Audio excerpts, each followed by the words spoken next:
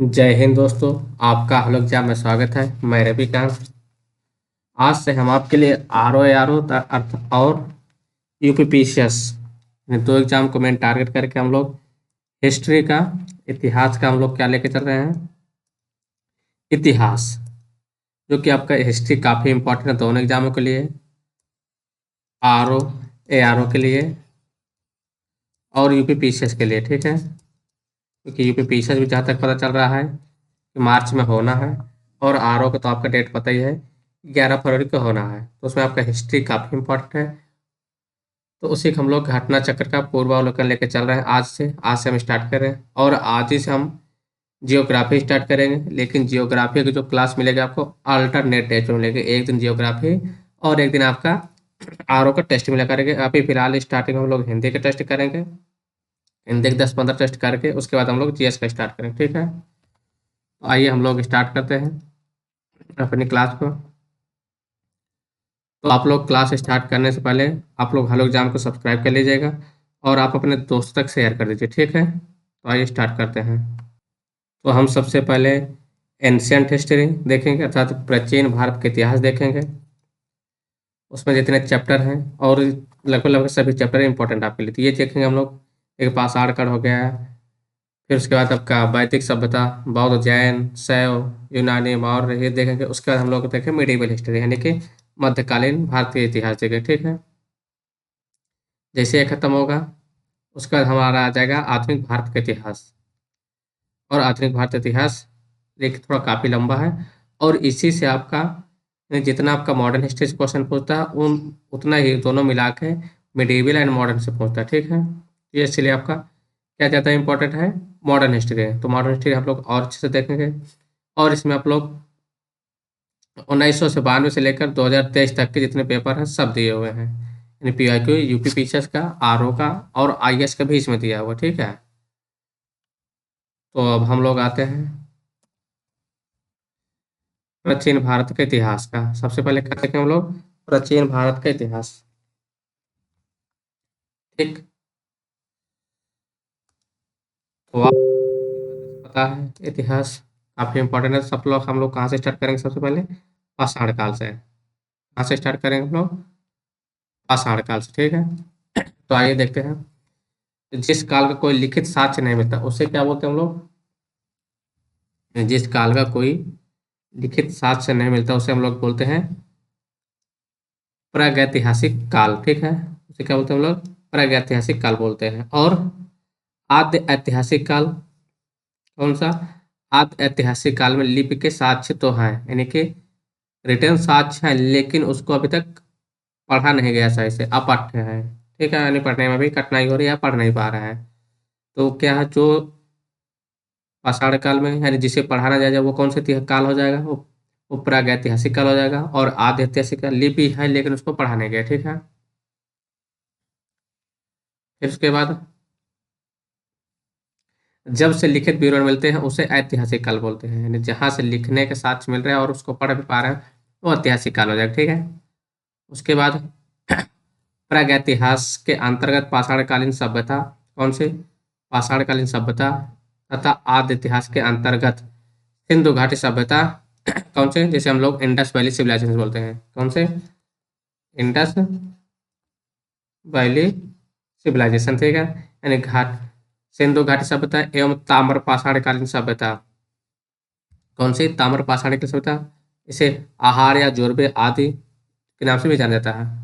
जबकि छठी शताब्दी ईसा पूर्व के आसपास इतिहास, छठी कौन से, तो छठी शताब्दी ईसा पूर्व के आसपास ऐतिहासिक काल का आरंभ होता है। ठीक, सर्वप्रथम कब, सर्वप्रथम 1863, सर्वप्रथम 1863 में भारत में पाषाणकालीन सभ्यता का अनुसंधान प्रारंभ हुआ।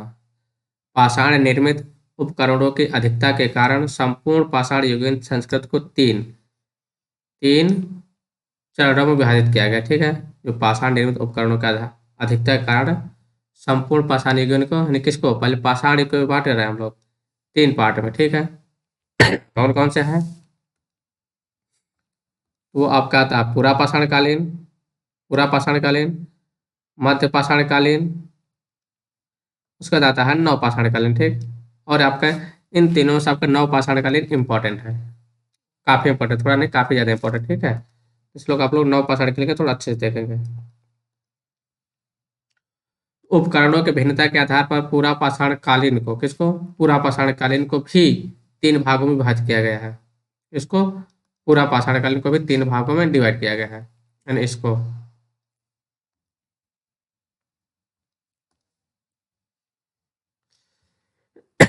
फिर आते हैं हम लोग पूरा पाषाणकालीन में। पूर्व पूर्व पूरा पाषाणकालीन आता है पहले, पूर्व पूरा पाषाणकालीन, फिर मध्य पूरा पाषाणकालीन, फिर आता है आपका उच्च पूरा पाषाणकालीन, ठीक है। पूरा और पूर्व पूरा पाषाणकालीन, जिसे हम लोग बोलते हैं क्रोड उपकरण, यानी कि हस्त कुठार, खंडक एवं विदर्णे। फिर मध्य पूरा पाषाणकालीन फलक उपकरण। उच्च पूरा पाषाणकाल क्या है, दक्षिणी एवं खुरचनी उपकरण। अब आते हैं हम लोग सर्वप्रथम यहाँ से। तो सर्वप्रथम पंजाब की सोहन नदी घाटी, अर्थात जो पाकिस्तान में करंट टाइम पर है। सर्वप्रथम पंजाब की सोहन नदी घाटी पाकिस्तान से चापर चापिंग, क्या है, चापर चापिंग पेबुल संस्कृत के उपकरण प्राप्त हुए हैं। किसके, chopper chopping, chopper chopping pebble संस्कृत के क्या है, उपकरण प्राप्त हुए हैं। और सर्वप्रथम तमिलनाडु के चेन्नई के समीप, सर्वप्रथम तमिलनाडु के चेन्नई के समीप बदमदुराई तथा अतिरमपक्कम से, कहाँ से, बदमदुराई एवं अतिरमपक्कम से हैंड एक्स संस्कृत के उपकरण प्राप्त हुए हैं। किसके, हैंड एक्स संस्कृति के उपकरण प्राप्त हुए हैं। फिर इसी संस्कृत के अन्य उपकरण क्लीवर, स्क्रेपर आदि हैं।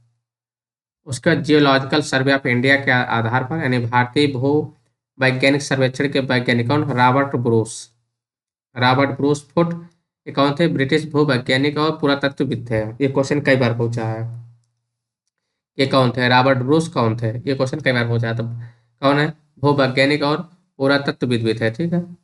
1863 में, कब, 1863 में रॉबर्ट ब्रूस फुट ने तमिलनाडु के चेन्नई के पास पल्लवरम, कहाँ पर, चेन्नई के पल्लवरम नामक स्थान से पहला हैंड एक्स प्राप्त किया था। उनके मित्र विलियम किंग ने, इनके रॉबर्ट ब्रूस के मित्र विलियम किंग ने अतिरमपक्कम से पूर्व पाषाण काल के उपकरण खोज निकाले। और वर्ष 1935 में डी टेरा के नेतृत्व में एल कैम्ब्रिज अभियान दल ने, किसने, एल कैम्ब्रिज अभियान दल ने सोहन घाटी में सबसे महत्वपूर्ण अनुसंधान किया। कहाँ पर, सोहन घाटी, जो करंट टाइम में पाकिस्तान में। बेलन घाटी में इलाहाबाद विश्वविद्यालय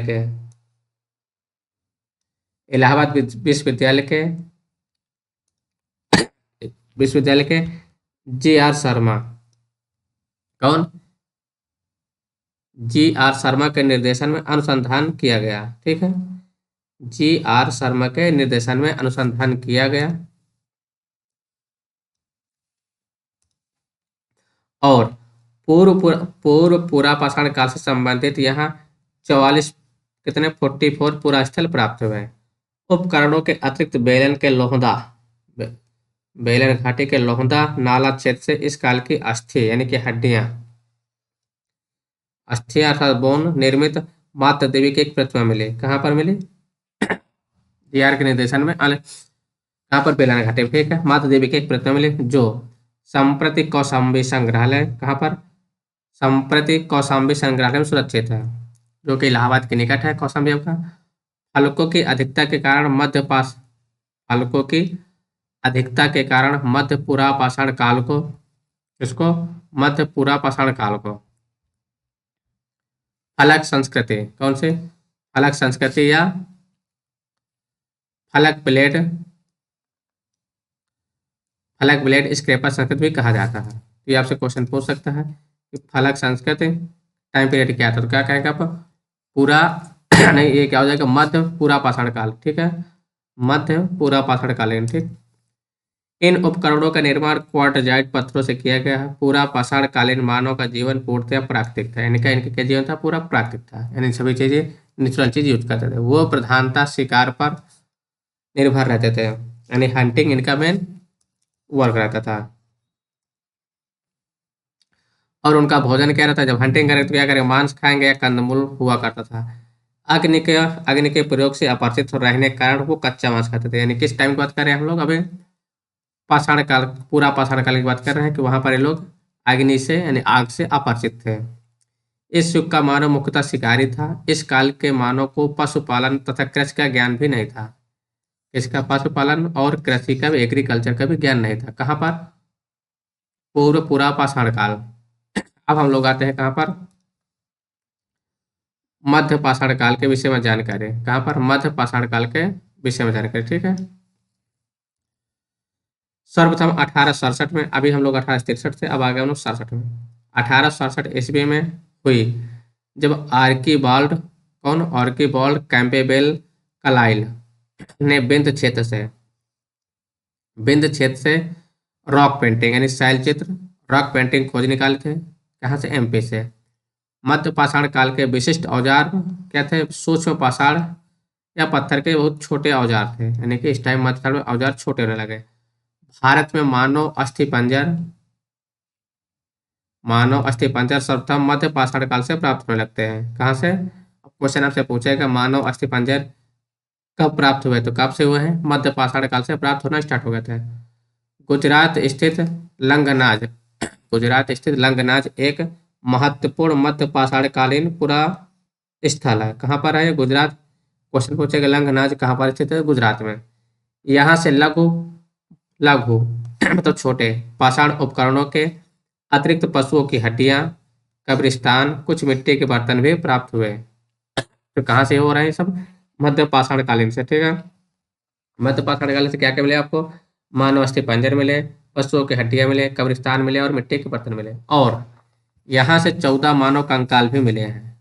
कहाँ से, 14 मानव कंकाल भी मिले हैं। ठीक है, मध्य पाषाणकालीन महदहा मध्य पाषाणकालीन महदहा प्रतापगढ़ से हड्डी प्राप्त हुई है। क्या मिली, हड्डियां मिली थी। जी आर शर्मा, कौन, जी आर शर्मा ने मैदहा के 3 क्षेत्रों को उल्लेख किए हैं। मैदहा कहाँ है, प्रतापगढ़ में। ठीक है, प्रतापगढ़ उत्तर प्रदेश। 3 क्षेत्र को उल्लेख किए थे, जो झील क्षेत्र, बूचड़खाना संकुल क्षेत्र और कब्रिस्तान निवास क्षेत्र। 3 क्षेत्र की बात की थी। ठीक है, झील क्षेत्र हो गया आपका, बूचड़खाना संकुल क्षेत्र, कब्रिस्तान निवास क्षेत्र में बटा हुआ था। बूचड़खाना कौन सा, बूचड़खाना संकुल क्षेत्र से ही हड्डी एवं सींग निर्मित उपकरण एवं आभूषण बड़े पैमाने पर पाए गए थे। क्या पाए गए थे, हड्डी एवं सींग पाए गए थे। कहाँ से, बूचड़खाना संकुल क्षेत्र से। डॉक्टर जयनारायण पांडे द्वारा लिखित पुस्तक, कौन है ये, डॉक्टर जयनारायण पांडे द्वारा लिखित कौन है, पुरातत्व विमर्श, महदहा, सराय नाहर राय एवं दमदमा, 3 स्थलों से हड्डी के उपकरण एवं आभूषण पाए जाने का उल्लेख है। कहाँ से, महदहा से, सराय नाहर राय और दमदमा से। क्या है, हड्डी के उपकरण एवं आभूषण पाए जाने का उल्लेख इन बुक में दिया गया है।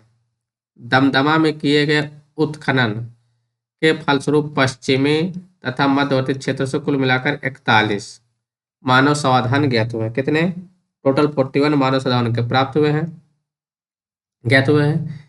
इन समाधानों में से 5 समाधान युग्म समाधान यानी कि पेयर में थे, 5 समाधान, 5 समाधान युग्म पेयर में, और एक समाधान में 3 मानव कंकाल एक साथ दफनाए हुए मिले हैं।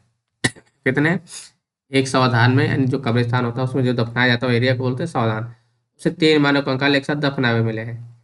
शेष समाधानों में से एक एक कंकाल मिले हैं। ठीक है, इस प्रकार कुल 48 मानव कंकाल प्राप्त हुए हैं। कितने, टोटल 48 मानव कंकाल प्राप्त हुए हैं। सराय नाहर राय, कौन सा की बात कर रहे हैं, सराय नाहर राय।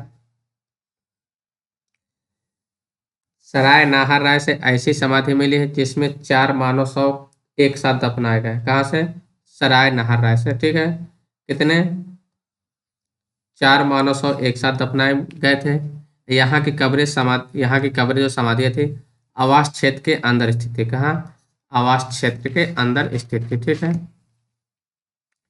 कब्रें छिछली तथा अंडाकार थे। कब्रें छिछली और अंडाकार थी। कहाँ की, क्वेश्चन आपसे पूछ लीजिए, कवरेज छिछली एवं अंडाकार थे कहाँ के, तो क्या होता है कि सराय नाहर राय से, ठीक है, मिली है।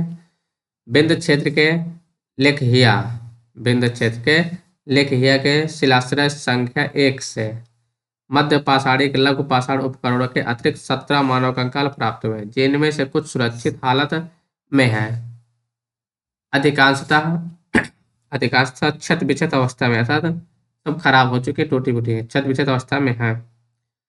अमेरिका के ओरेगोन विश्वविद्यालय के जॉन आर लुकास के अनुसार लेकहिया में कुल 27 मानव कंकालों की अस्थियां मिली हैं। पशुपालन का प्रारंभ मध्य पाषाण काल में हुआ है। मोस्ट इंपोर्टेंट, आपको इसको हाईलाइट कर लीजिए आप लोग। पशुपालन का प्रारंभ मध्य पाषाण काल में हुआ है, ठीक। पशुपालन के साक्ष्य भारत में आदमगढ़, नर्मदापुरम, मध्य प्रदेश से। कहाँ से? मध्य पाषाण काल में पशुपालन के भी मिले साक्ष्य। कहाँ से? भारत के आदमगढ़, नर्मदापुरम, मध्य प्रदेश से, अर्थात नर्मदा नदी किनारे, तथा बागौर बागौर भीलवाड़ा राजस्थान से प्राप्त हुए हैं। मध्य पाषाण कालीन के मानव क्या है? मध्य पाषाण कालीन के मानव शिकार करके, मछली पकड़ कर, खाद्य वस्तुओं को संग्रह कर पेट भरते थे, यानी शिकार करते थे, मछली पकड़ते थे और खाद्य वस्तुओं को संग्रह करके अपना पेट भरते थे, क्योंकि एग्रीकल्चर जान गए तो खेती कुछ ना कुछ करेंगे। मध्य प्रदेश के रायसेन जिले में स्थित भीमबेटका प्रागैतिहासिक शैल चित्रकला का श्रेष्ठ उदाहरण है, अर्थात रॉक पेंटिंग का सबसे श्रेष्ठ उदाहरण कहाँ पर है? भीमबेटका है, ठीक है। भीमबेटका काफी इंपॉर्टेंट है, पूछता भी कहाँ पर स्थित, कहाँ पर है? मध्य प्रदेश के रायसेन जिले में, ठीक है। अब तक के 700 से अधिक शिलाश्रय प्राप्त हुए हैं, जिसमें से 500 में चित्रकारी प्राप्त हुई है। 700 प्राप्त हो टोटल, जिनमें से 500 में चित्रकारी। इनमें से यूनेस्को ने 243 को क्रमांक प्रदान किया है। यूनेस्को ने भीमबेटका शैल चित्र को विश्व विरासत सूची में लिस्ट कर लिया है, यानी कि विश्व विरासत सूची में शामिल किया है। सर्वप्रथम खाद्यान्नों का उत्पादन नवपाषाण काल में प्रारंभ हुआ है। देख लीजिए, आपको ये भी क्वेश्चन आपका इंपॉर्टेंट बनेगा। इसकी बात कर रहा है, खाद्यान्नों का उत्पादन नवपाषाण काल में प्रारंभ हुआ, ठीक, सर्वप्रथम। इसी काल में गेहूं की कृषि भी प्रारंभ हुई। अब आपसे क्वेश्चन पूछते हैं, गेहूं की कृषि कब स्टार्ट हुई? क्या बताएंगे? नवपाषाण काल से स्टार्ट हुई है। नवीनतम खोजों के आधार पर भारतीय उपमहाद्वीप में प्राचीनतम कृषि साक्ष्य वाला स्थल उत्तर प्रदेश, संत कबीर नगर जिले में लहुरा देव है। जो कृषि के सबसे, यानी प्राचीनतम कृषि के साक्ष्य कहाँ से मिलेगा? आपका उत्तर प्रदेश के, कहाँ से? लहुरा देव से, ठीक है, उत्तर प्रदेश के लहुरा देव से। पशुपालन आपका कहाँ स्टार्ट हुआ है? मध्य पाषाण काल में, ठीक है। और एग्रीकल्चर आपका कहाँ से स्टार्ट हो रहा है? अब नवपाषाण काल से। यहाँ से 9000 ईस्वी पूर्व से 7000 ईस्वी पूर्व मध्य के चावल के भी साक्ष्य प्राप्त हुए हैं। किसके? चावल के। इस नवीनतम खोज के पूर्व भारतीय उपमहाद्वीप का प्राचीनतम कृषि साक्ष्य वाला स्थल मेहरगढ़ था, यानी जब तक हमको लहुरा देव नहीं पता था तब तक ये मेहरगढ़ को माना जाता था कृषि का प्राचीनतम साक्ष्य, ठीक है। मेहरगढ़ कहाँ है? ये पाकिस्तान के बलूचिस्तान में स्थित है। यहाँ से 7000 ईस्वी पूर्व के गेहूं के साक्ष्य मिले, जबकि प्राचीनतम चावल अर्थात धान के साक्ष्य वाला स्थल कोल्डिहा है। कौन सा है? जो वो प्राचीनतम चावल के साक्ष्य कौन सा है? कोल्डिहा, ठीक है। ये प्रयागराज जिला में बेला नदी के तट पर स्थित है। बेला नदी आपसे कहाँ पर है? ये प्रयागराज में है। यहाँ से 65 यानी 6500 ईस्वी पूर्व के चावल की भूसी के साक्ष्य मिले, माना जाता था। चीन के यांगसी रिवर घाटी क्षेत्र में लगभग 7000 ईस्वी पूर्व चावल उगाया गया है। कितना? 7000 ईस्वी पूर्व, ठीक। तो लगभग इधर का 2000 जो लीजिए, उधर का 7000 होता है 9000, टोटल 9000 साल हो गए। इसके उस पूर्व चावल उगाया गया था। मक्का लगभग 6000 ईस्वी पूर्व मैक्सिको में पाया गया है, ठीक है।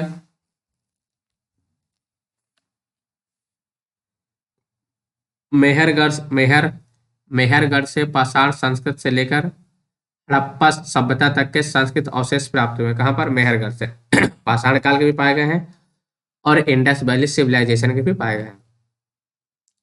मानव कंकाल के साथ कुत्ते का कंकाल बुर्जहोम, किसके, मानव कंकाल के साथ कुत्ते का कंकाल बुर्जहोम जम्मू कश्मीर से प्राप्त हुआ है। तो ये क्वेश्चन पूछेगा आपका कि कुत्ते का मानव कंकाल के साथ कहाँ से प्राप्त हुआ है, तो बुर्जहोम जम्मू कश्मीर से। गर्त आवास के साथ भी यहीं से प्राप्त हुए हैं। गर्त आवास के साथ कहाँ से प्राप्त हुए हैं, बुर्जहोम से। इस पूरा स्थल की खोज वर्ष 1935 में, इस पूरा स्थल की खोज वर्ष 1935 में डी टेरा एवं पीटरसन ने की थी। ठीक। गुप्त कराल जम्मू कश्मीर स्थित नवपाषाणिक स्थल है। कौन सा, गुप्त कराल। गुप्त कराल का अर्थ क्या होता है, कुलाल अर्थात कुम्हार की गुफा। क्या कहा जाता है, गुप्त कराल का मतलब क्या है, कुम्हार की गुफा। ठीक है। यहाँ के लोग कृषि एवं पशुपालन कार्य करते थे। क्या करते थे, कृषि और पशुपालन दोनों कार्य करते थे। चिरांद बिहार के सारण जिले से, कौन सा, चिरांद बिहार के सारण जिले से में स्थित है।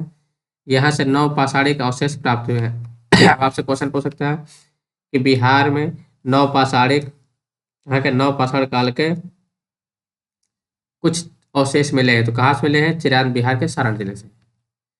यहाँ से हड्डी के अनेक उपकरण प्राप्त हुए हैं। यहाँ से प्राप्त उपकरण हिरण के सींगों से निर्मित है। लेकिन जो बिहार के मिले चिरांद से, वो हिरण के सींगों से निर्मित है। नवपाषाण युगीन दक्षिण भारत में मृतक को दफनाने के स्थल के रूप में बृहद पाषाण स्मारकों की पहचान की गई है। कहाँ से, दक्षिण भारत से। नवपाषाण काल से, नवपाषाण काल से संबंधित राक के टीले कर्नाटक में बेल्लारी जनपद स्थित संगनकल्लू नामक स्थान से प्राप्त हुए हैं। कहाँ से प्राप्त हुए हैं, संगनकल्लू। नवपाषाण काल की बात कर रहे हैं हम लोग, क्योंकि हम लोग पाषाण पढ़ लिया, मध्य पाषाण पढ़ लिया, अब हम लोग पढ़ रहे हैं नवपाषाण। नवपाषाण काल से संबंधित राग के टीले कर्नाटक में बेल्लारी जनपद में स्थित संगनकल्लू नामक स्थान से प्राप्त हुए हैं। पिकली हल, उतनूर आदि स्थलों से भी राग के टीले मिले हैं। पिकली हल, उतनूर, ये राग के टीले नवपाषाण युगीन पशुपालक समुदायों के मौसमी शिविरों के जले अवशेष हैं। आग का उपयोग नवपाषाण काल के महत्वपूर्ण उपलब्धि है। यानी आग का खोज या उपयोग सबसे उपलब्धि कहाँ है, नवपाषाण काल में। धातुओं में सबसे पहले तांबे का प्रयोग हुआ है। क्वेश्चन आपसे पूछेगा कि धातु सबसे पहले किसका उपयोग किया गया, तो किसका प्रयोग किया है, कॉपर, तांबे का। ठीक है। इस चरण में पत्थर एवं तांबे के उपकरणों का साथ साथ प्रयोग जारी रहा। इसी कारण इसे ताम्र पाषाणिक तथा कैल्कोलिथिक कल्चर कहा जाता है। यानी कि तांबा प्लस पत्थर दोनों का उपयोग होता रहा, इसलिए कैल्कोलिथिक कल्चर कहा जाता है। ताम्र पाषाणिक का अर्थ पत्थर एवं तांबे के संयुक्त प्रयोग की अवस्था। भारत में ताम्र पाषाण युग की बस्ती है दक्षिण पूर्वी राजस्थान, कहाँ, साउथ ईस्ट राजस्थान, पश्चिमी मध्य प्रदेश, पश्चिमी महाराष्ट्र एवं दक्षिणी पूर्वी भारत में पाई गई है।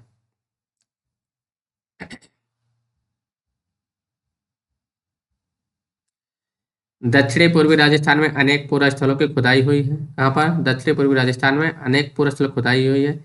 ये कौन कौन से, आहाड़, बालाथल, बागौर, ओजियाना एवं गिलुंद है। ये पूरा स्थल बनारस घाटी में स्थित है। ये कहाँ पर है, बना ये पूरा स्थल बनारस में बनास घाटी में स्थित है। ठीक है। कहाँ पर है, बनास घाटी में स्थित है। बनास घाटी में स्थित होने के कारण इसे बनास संस्कृति भी कहा जाता है। क्या, बनास कल्चर भी कहा जाता है। आहाड़ का प्राचीनता नाम ताम्बवती अर्थात तांबे वाली जगह है। किसका, आहाड़ का।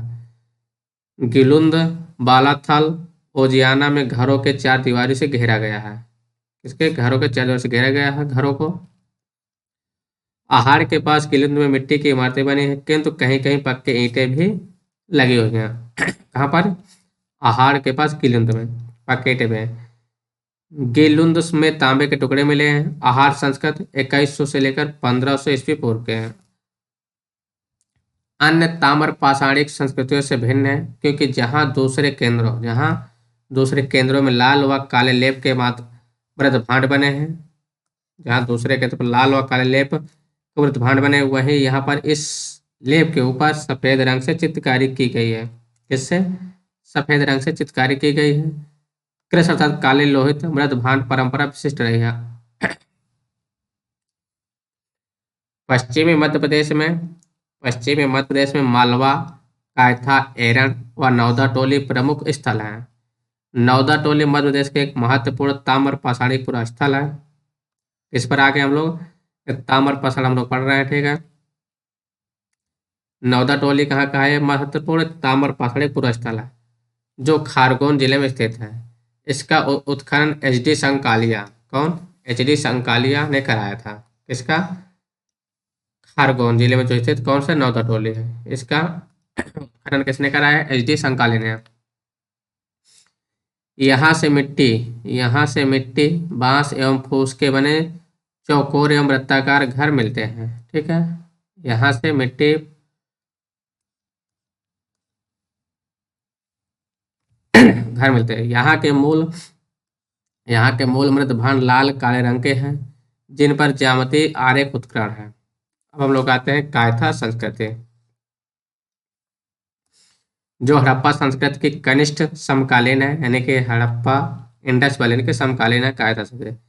इसके मृद भांडों में कुछ प्राक हड़प्पी लक्षण दिखाई देते हैं। साथ ही इन पर हड़प्पाई प्रभाव भी इस पर दिखाई देता है। इस संस्कृति की लगभग 40 बस्तियां मालवा क्षेत्र से प्राप्त हुई हैं। कहाँ से? मालवा, एमपी, जो अत्यंत छोटी छोटी है। मालवा संस्कृति अपने मृत भांडों की उत्कृष्टता के लिए जानी जाती है।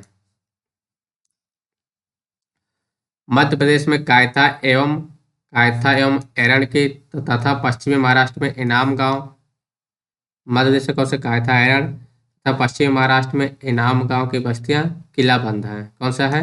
ये किलाबंद है।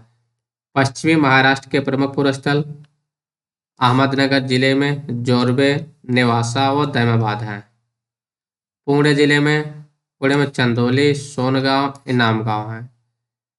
प्रकाश, नंदुरबार जिला और नासिक, ये सभी पूरा स्थल जोरबे, सभी स्थित क्या है? सभी पूरा स्थल जोरबे संस्कृत 1407 से ईस्वी में। तो आपसे क्वेश्चन पूछ सकते हैं जोरबे कल्चर संस्कृति टाइम पीरियड क्या है? 1407 से ईस्वी बता सकते हैं।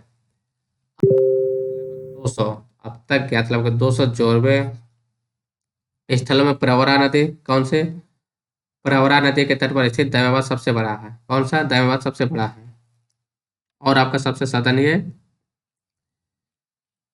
सिविलाइजेशन भी है। नेवासा जोरबे संस्कृत स्थल से पटसन का साक्ष्य प्राप्त हुआ है। टोटीदार पात्र परंपरा जोरबे संस्कृत की विशिष्ट पहचान है। कैसे? टोटीदार। अब सवाल, टोटीदार पात्र का निर्माण कब हो गया है? किसका? पात्र का, जैसे कि सुराही हो गया। महाराष्ट्र के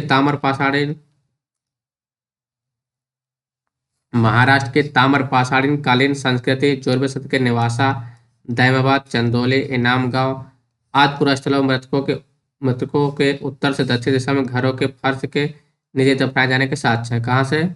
उत्तर से दक्षिण, ऐसा नॉर्थ से साउथ घरों के फर्श के नीचे दफनाए गए साक्ष्य मिले हैं। कहाँ से? नेवासा, दैमाबाद, चंदौली, इनाम गांव। आरंभिक ताम्र पाषाण अवस्था के इनाम गांव स्थल पर चूल्हों सहित बड़े बड़े कच्ची मिट्टी के मकान और गोलाकार गड्ढों वाले मकान मिले हैं, ठीक है। इसके पश्चात अवस्था 1300 से 1000 ईस्वी पूर्व में 5 कमरों वाला एक मकान मिला है। 5 कमरों वाला, ठीक है, जिसमें 4 कमरे आयताकार हैं और एक वृत्ताकार है। ये मान लेते हैं वृत्ताकार। इनाम गांव में 100 से अधिक घर और अनेक कब्रें पाई गई हैं, ठीक है। इनाम गांव में 100 से अधिक घर व अनेक कब्रें पाए गए हैं। और यह बस्ती किलाबंद है, यानी कि किलाबंदी की गई, इन लोग ऐसे घेरा की गई है, खाई से घिरी हुई है जैसे। और यहाँ शिल्पी या पंसारी लोग पश्चिम छोर पर रहते थे। कौन? शिल्पी या पंसारी लोग कहाँ रहते थे? पश्चिम छोर में रहते थे, जबकि सरदार प्रायः केंद्र स्थल में रहता था। जो सरदार होते थे वो केंद्र स्थल में रहते थे। मुख्यतः सामाजिक विभेद का सूचक है, अन्यथा क्या? सामाजिक विभेद का सूचक। जैसे आज भी देखते हो लगे कि जाति के हिसाब से टोला बटे रहते हैं। यहाँ से अन्नागार भी मिला है, यानी कि यहाँ से अन्नागार भी प्राप्त हुआ, ठीक है। पूर्वी भारत में कहाँ पर बात करें? पूर्वी भारत में गंगा तटवर्ती चिरांद के अलावा पश्चिम बंगाल के पूर्वी बर्धमान जिले के पांडु, राजा डीबी और पूर्वी मेदिनीपुर जिले में महिषदल उल्लेखनीय ताम्रपाषाणकालीन स्थल हैं। कुछ अन्य पुरास्थल जहाँ खुदाई हुई है कौन कौन से? बिहार में सेनुवार, सोनपुर और ताराडीह तथा पूर्वी उत्तर प्रदेश में खैराडीह और नारायण है।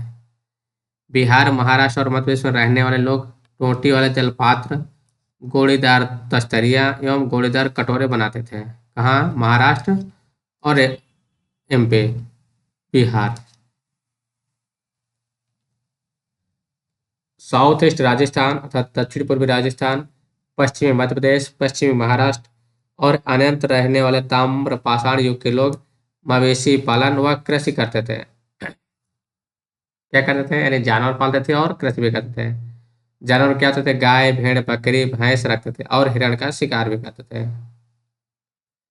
मुख्य अनाज गेहूं और चावल के अतिरिक्त बाजरे की भी खेती होती थी। बाजरे जो कि आज के टाइम पे मुख्य क्या है? अनाज गेहूं चावल ही है। और फिर सेकेंडरी में आपका खाद्य फल में बाजरा आता है जो कि राजस्थान और एमपी में काफी होता है। ताम्र पाषाण युग के लोग शिल्प कर्म में निस्संदेह बड़े दक्ष थे और पत्थर का काम भी अच्छा करते थे। वो एक कार्नेलियन, स्टेटाइट और क्वार्ट्स क्रिस्टल जैसे अच्छे पत्थरों के मनके व गुटकाएं भी बनाते थे। वे लोग कताई और बुनाई जानते थे। कौन लोग? ताम्र पाषाण युग के लोग, क्योंकि मालवा में चरखे और तकलियां मिली हैं। महाराष्ट्र में कपास, सन, सेमल की रुई के बने धागे भी मिले हैं। इनाम इनाम गांव में कुंभकार, धातुकार, हाथी दांत के शिल्पी, चूना बनाने वाले और खिलौने की मिट्टी के मूर्ति अर्थात टेराकोटा बनाने वाले कारीगर भी दिखाई देते हैं। इनाम गांव में मातृ देवी की प्रतिमा मिली है। तो आपसे क्वेश्चन पूछ सकता है मातृ देवी की प्रतिमा कहाँ मिली है? ताम्र पाषाण कालीन युग में। ठीक है, तो कहाँ? इनाम गांव में, जो पश्चिमी एशिया में पाई जाने वाली ऐसी प्रतिमा का प्रतिरूप है। मालवा और राजस्थान में मिली रूढ़ शैली से बनी मिट्टी के वृषभ मृत्तिकाएं यह सूचित करती हैं कि वृषभ अर्थात सांड धार्मिक पथ का प्रतीक था। कौन? सांड। पश्चिमी महाराष्ट्र के चंदौली एवं नेवासा बस्तियों में कुछ बच्चों के गलों में तांबे के मनकों का हार पहनाकर उन्हें दफनाया गया। कुछ बच्चों के गलों में तांबे का मनके का हार पहनाकर दफनाया गया, जबकि अन्य बच्चों की कब्रों में सामान के तौर पर कुछ बर्तन मात्र हैं। महाराष्ट्र में मृतक को उत्तर दक्षिण की दिशा में रखा जाता था। कहाँ पर?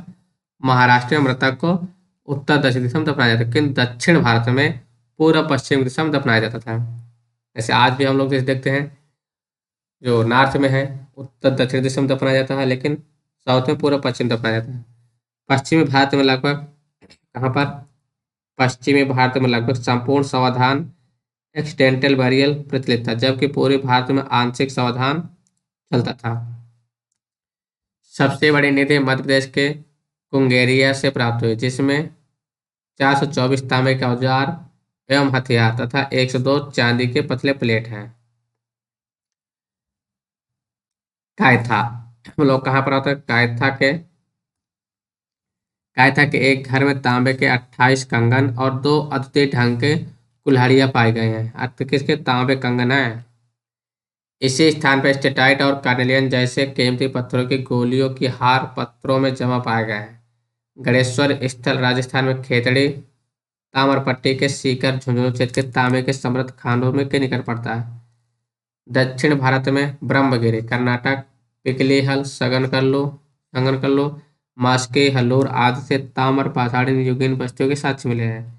दक्षिण भारत में कृषक की अपेक्षा चरवाहा संस्कृत अधिक प्रमाण मिला है। मतलब क्या कह रहा है कि साउथ इंडिया में एग्रीकल्चर ज्यादा, वो लोग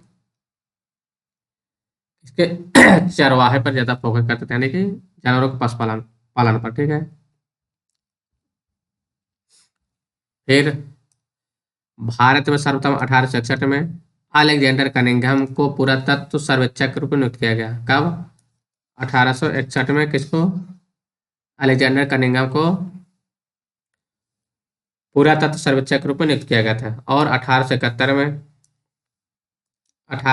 पुरातत्व सर्वेक्षण को सरकार के एक विभाग के रूप में गठित किया गया। वर्ष 1901 में लॉर्ड कर्जन के समय 1905 में लॉर्ड कर्जन ने बंगाल विभाजन किया था और 1921 में लॉर्ड कर्जन वही की बात करें, ठीक है। इस समय भारतीय पुरातत्व सर्वेक्षण यानी आर्कोलॉजिकल सर्वे ऑफ इंडिया कब आर्कोलॉजिकल सर्वे ऑफ इंडिया के रूप में केंद्रीकृत कर जॉन मार्शल को इसका नया महानिदेशक बनाया गया था। किसका? भारतीय पुरातत्व सर्वेक्षण का केंद्रीकृत जो महानिदेशक बनाया गया था, किस बनाया गया था? जॉन मार्शल को। और वर्ष 1902 में जॉन मार्शल ने कार्यभार ग्रहण किया। अब हम लोग आते हैं क्वेश्चन पर, ठीक है, जो प्रीवियस ईयर में आए हुए क्वेश्चन।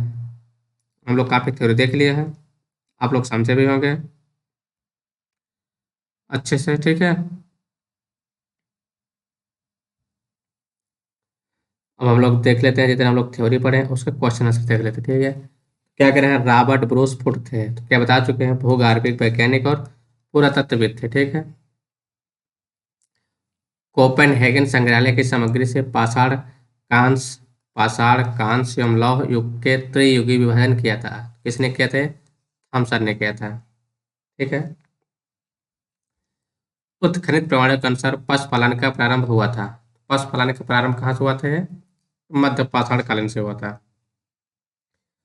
पाषाण काल से छोटे छोटे बड़े बड़े पत्थरों के औजार थे। मध्य में पशुपालन हुआ और नौ में क्या हुआ? आग का काम हुआ, ठीक है।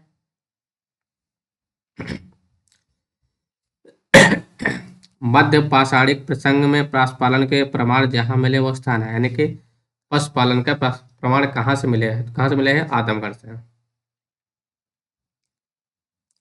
निम्नलिखित में से किस स्थल से हड्डी के उपकरण प्राप्त हुए हैं? हड्डी के स्थल, देखो इसमें टाइम पीरियड नहीं पूछा है, तब आपको सब बताना पड़ेगा। तो हड्डी के उपकरण कहाँ से प्राप्त हुए? सराय नाहर से प्राप्त हुए थे और मैदाहा से, ठीक है, क्योंकि यही दो हम नाम सुने थे कहाँ पर? पाषाण कालीन में, ठीक है, नौ पाषाण कालीन में। क्या कह रहा है? मध्य पाषाण कालीन में मैदा उत्तर प्रदेश से हड्डी और सेंक में प्राप्त हुआ और जिया शर्मा मैदाहा, ठीक है, कहाँ से? मैदाहा से। और सराय नाहर से भी कुछ छोटी मात्रा में हमको वह हड्डी के उपकरण प्राप्त हुए थे। हड्डियों से निर्मित आभूषण प्राप्त में मध्य पाषाण काल के संदर्भ में प्राप्त हुए हैं। तभी देखो जस्ट हमने देखे हैं कहाँ से? सरायनाहर और मैदाहा से।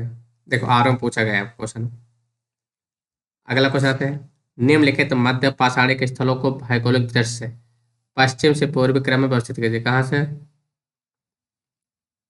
पश्चिम से, वेस्ट से आपको ईस्ट में व्यवस्थित करना है। पैसरा, लेखिया, मैदाहा, भीर भानपुर, ठीक है। तो सबसे पहले आप क्या है,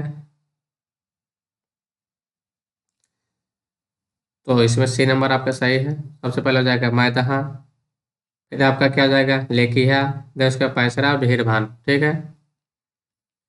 तो मैदाहा का आपका उत्तर प्रदेश में है। मैदाहा कहाँ? प्रतापगढ़ उत्तर प्रदेश है। लेखिया आपका मिर्जापुर, फिर पैसरा बिहार में है, फिर वीरभानपुर पश्चिम बंगाल में, ठीक है।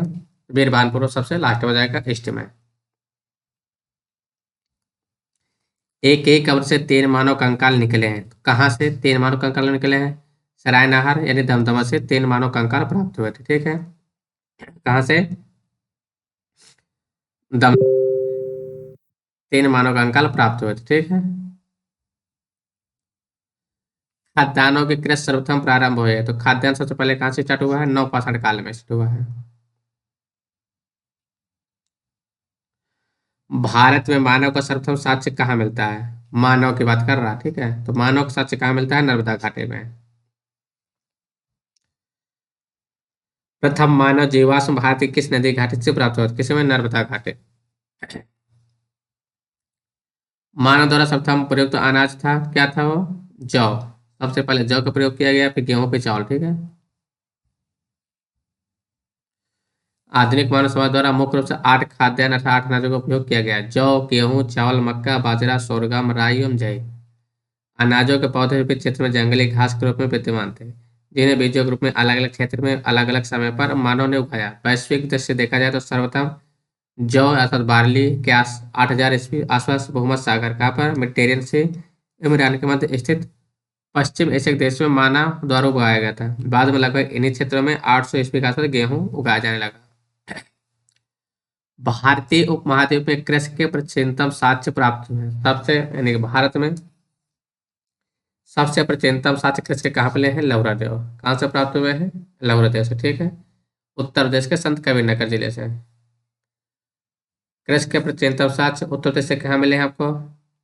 तो कहाँ मिले हैं? भारतीय उपमहाद्वीप में मेहरगढ़। ये पुराना क्वेश्चन के अनुसार है। भारतीय उपमहाद्वीप में कृष्ण के प्राचीनतम साक्ष्य लहुरादेव नहीं है तो मेहरगढ़ हो जाएगा। ठीक है। अगर दोनों दिया है तो सबसे पहले आपका मेहरगढ़ होना चाहिए, लहुरादेव होना चाहिए। अगर लहुरादेव नहीं तो मेहरगढ़। नव पाषाण युग में भारतीय उपमहाद्वीप के उत्तर पश्चिमी क्षेत्र में निम्नलिखित में किस स्थान पर कृषि के अभ्युदय के प्रारंभिक प्रमाण मिलते हैं? उत्तर पश्चिम में तो कहाँ मिलते हैं? मेहरगढ़। ठीक है। भारतीय पशुपालन एवं कृषि के प्राचीनतम साक्ष्य प्राप्त हुए हैं तो कहाँ से हुए हैं? पशुपालन एवं कृषि के कहाँ से हुए हैं आपके? मेहरगढ़। ठीक है। देख कितनी बार पूछा मेहरगढ़। कृषि के प्राचीनतम साक्ष्य कहाँ से? मेहरगढ़। ठीक। पांचवा क्वेश्चन था ये। उत्तर प्रदेश की सांस्कृतिक विरासत के संदर्भ में निम्नलिखित में से कौन सा कथन सही है? तो इस प्रदेश क्या कह रहा है? इस प्रदेश के अनेक उत्खनन स्थलों से वैश्विक संदर्भ में कृषि के प्राचीनता प्रमाण प्राप्त हुए हैं। सही बात है। संत कबीरनगर से आपको प्राप्त हुआ है। प्राचीनतम प्राप्त कृषि अन्य जौ और धान है, तो ये भी सही है। तो आपका दोनों सही हो जाएगा। ठीक है। क्या कह रहा? उत्तर प्रदेश के प्रागैतिहासिक काल के संदर्भ में प्रदेश के बेलन नदी घाटी अर्थात प्रयागराज में स्थित कोल्डिया के लंबे समय तक विश्व में धान खेती का प्राचीनतम साक्ष्य माना जाता रहा है। वर्तमान में धान खेती का प्राचीनतम प्रस्तुत लहुरादेव। कहाँ से? लहुरादेव उत्तर प्रदेश के संत कबीरनगर जिले का भाग है। पहले किसको माना जाता था? कोल्डिया माना जाता था, लेकिन अब लहुरादेव उत्तर प्रदेश। अगला आते हैं हम लोग। उस स्थल के नाम बताइए जहाँ प्राचीनतम स्थायी जीवन के प्रमाण मिले हैं। स्थायी जीवन के प्रमाण मिले कहाँ से? मेहरगढ़। कहाँ से? मेहरगढ़, पाकिस्तान। ये बलूचिस्तान के कच्चे मैदान स्थित मेहरगढ़ से प्राप्त हुए हैं, जिसके प्रमाणिक स्थिति लगभग कितने? 7वीं सहस्त्राब्दी है अर्थात 7000 ईस्वी पूर्व है। जबकि किले गुल मोहम्मद एवं कालीबंगा की प्राचीनतम तिथि क्रमशः इतना है 4000 से 3500। निम्नलिखित किन स्थानों से मध्य पाषाण काल में पशुपालन के प्रमाण मिले हैं? तो क्या पढ़े थे आपने? औदे, बोरी, लखनिया, बागौर। तो कहाँ से? बागौर। ठीक है। राजस्थान के बागौर भीलवाड़ा जिले से। ठीक। अगला क्वेश्चन आते हैं हम लोग। किसको कैल्को यानी चालकोलिथिक युग भी कहा जाता है? कि कैल्को या चालको तो किसे? ताम्र पाषाण युग। आहड़ सभ्यता के बारे में निम्न कथनों पर विचार कीजिए। किसके? आहड़। तो आहड़वासी तांबा गलाना जानते थे। ये लोग चावल से परिचित नहीं थे। धातु का काम किसका? धातु का काम आहड़वासियों की अर्थव्यवस्था का एक साधन था। फिर क्या करें? यहाँ से काले लाल रंग के अमृत भांड मिले जिन पर समानता सफेद रंग से ज्यामिति आके तो गिर गए। इसमें कौन कौन सा है आपका? तांबा गलाना जानते थे, वगैरह चावल से परिचित नहीं थे, लेकिन चावल से परिचित थे। फिर उसके बाद क्या? धातु काम आहड़वासी का एक साधन था, ये भी सही है। और यहाँ से काले और लाल रंग के प्रतिभान मिले हैं, तो ये आपको सही हो जाएगा, ये सही हो जाएगा। तो क्या जाएगा? 134। ठीक है।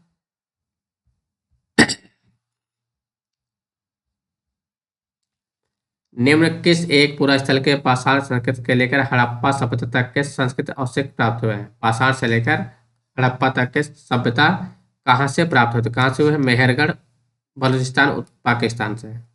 मेहरगढ़ कहाँ का? पाकिस्तान में है। ठीक है। अब करंट टाइप है। नौदा टोली के उत्खनन किसने किया था? तो नौदा टोली का उत्खनन किसने किया था? एच डी संकालिया ने। नौदा टोली किस राज्य में स्थित है? तो कहाँ है? एमपी में। बृहद पाषाण स्मारक की पहचान की गई है कहाँ से? मृतकों के दफनाने के स्थान के रूप में बृहद पाषाण। ठीक है। राग का टीला निम्नलिखित किस नव पाषाणिक स्थल से संबंधित है? तो कहाँ मिला था आपका राग का टीला? ये साउथ में। साउथ में कहाँ से? संगन कल्लू से। कहाँ से? संगन कल्लू से, कर्नाटक के मैसूर में। ये भीमबेटका किसके लिए प्रसिद्ध है? ये रॉक पेंटिंग के लिए। ये मध्य प्रदेश के रायसेन जिले डिस्ट्रिक्ट में है। कौन सा स्थल प्रागैतिहासिक चित्रकला के लिए प्रसिद्ध है? तो कौन सा प्रसिद्ध है? भीमबेटका। भीमबेटका कहाँ उपस्थित है? ये एमपी में है। एमपी में कहाँ है? अब्दुल्लागंज रायसेन, ठीक है, अब्दुल्लागंज रायसेन में स्थित है। भारत में किस शिलाश्रय से सर्वाधिक चित्र प्राप्त हुए हैं? कहाँ से प्राप्त हुए हैं? भीमबेटका। देखिए भीमबेटका से कितनी बार आपसे क्वेश्चन पूछ चुका है। निम्नलिखित में से किस भारतीय पुरातत्ववेत्ता ने पहली बार भीमबेटका गुफा को देखा और उसके चलचित्रों के प्रागैतिहासिक महत्व को खोजा? कौन था वो? बी एस वड़ंकर था, ठीक है। ये मध्य प्रदेश के रायसेन स्थित भीमबेटका प्रागैतिहासिक शैल चित्रकला का श्रेष्ठ उदाहरण है। इसकी खोज 1957 में बी एस वाकड़कर ने की थी। इसको यूनेस्को साइट में भी लिस्ट कर दिया गया। भीमबेटका किसने खोजा था? तो डॉक्टर विष्णुधर वाकड़कर। फिर आते हैं हम लोग, गैरिक मृदभांड पात्र का नामकरण हुआ था हस्तिनापुर में, ठीक है। ताम्रसम काल में महाराष्ट्र के लोग मृतकों को घर के फर्श के नीचे किस तरह से रखकर दफनाते थे? उत्तर से दक्षिण की ओर। ये क्या कह रहा है? पूरब से पश्चिम की ओर, दक्षिण से उत्तर की ओर, पश्चिम से पूर्व। हमने क्या बताया था अभी? नॉर्थ इंडिया में। नॉर्थ इंडिया में क्या है? पूरब से उत्तर से दक्षिण दफनाते हैं। नॉर्थ इंडिया में कहाँ से? उत्तर दक्षिण। और साउथ इंडिया में पूरब पश्चिम, ठीक है। निम्नलिखित में से किस स्थान से मानव कंकाल के साथ कुत्ते का कंकाल भी मिला? तो कहाँ पर मिला है? बुरजोम, जम्मू कश्मीर। निम्नलिखित में से किस स्थान पर मानव के साथ कुत्ते का दफनाने का? बुरजोम। सेम क्वेश्चन, गर्तवास के साथ से कहाँ से प्राप्त हुए हैं? ये भी बुरजोम, जम्मू कश्मीर से। मैचिंग करना है। बुरजोम, शैलकृत देव मंदिर, चंद्रकेतुगढ़, टेराकोटा कला, गणेश्वर, ताम्रकला कृतियां। कौन सा है? केवल क्या कह रहे हैं? सही सम्मिलित कीजिए। क्या करें? केवल वन, वन टू, फिर थ्री, टू एंड थ्री। इसमें कौन कौन सा सही शामिल है आपका? टू थ्री सही शामिल है, क्योंकि बुरजोम से क्या मिला है? कुत्ते के साथ कंकाल मिला है, ठीक है।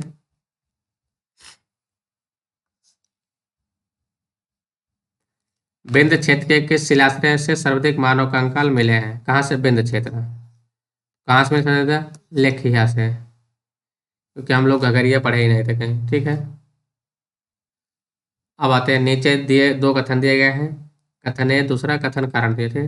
विंध्य क्षेत्र के पाषाण युगीन लोगों ने नूतन भूतल काल के अंत में गंगा घाटी में प्रजन किया। जलवायु परिवर्तन के कारण इस काल में शुष्कता का चरण था। देखते हैं क्या करें। ए और आर दोनों सही तथा आर ए की सही व्याख्या करता, तो यह स्टेटमेंट सही हो जाएगा।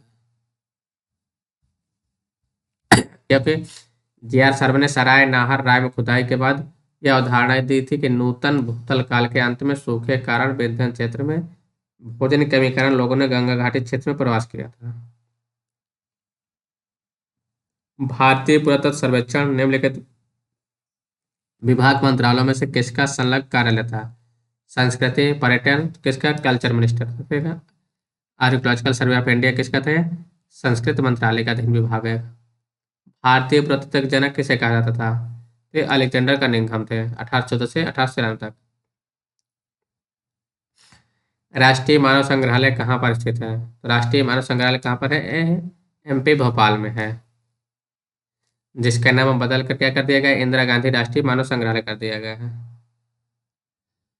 मानव सभ्यता के विकास की कहानी दर्शाने वाला देश का सबसे बड़ा संग्रहालय इंदिरा गांधी मानव संग्रहालय कहाँ स्थित है? सेम क्वेश्चन ऊपर पढ़े हमने, भोपाल, ठीक है। तो आज हम लोग यहीं तक देखते हैं। जितना पाषाण काल, नव पाषाण काल, मध्य पाषाण काल से देख लिए। अब इसके बाद हम लोग देखेंगे इंडस वैली सिविलाइजेशन, ठीक है। ये आज हमारी पहली क्लास थी, तो आप लोग ज़्यादा से ज़्यादा लोग तक शेयर करिएगा, ठीक है। और आप लोग कमेंट करके बताइएगा कि आप लोगों को क्लास कैसी लगी। अगर आप क्लास अच्छी लगे तो लाइक करिए, सब्सक्राइब करिए, शेयर करिए। यहीं पर क्लास ख़त्म कर रहे हैं। धन्यवाद दोस्तों। और जैसे जैसे आप लोग का इंटरेस्ट बढ़ेगा वैसे वैसे हम लोग क्लास कर लेते बढ़ाते जाएंगे, ठीक है। क्योंकि हिस्ट्री आपका काफ़ी लंबा है और हमको ARO के लिए क्लूड ख़त्म करना है और UPPCS का भी टारगेट है, क्योंकि दोनों का टारगेट लेकर हम लोग चल रहे हैं, ARO और UPPCS का, ठीक है। तो धन्यवाद दोस्तों।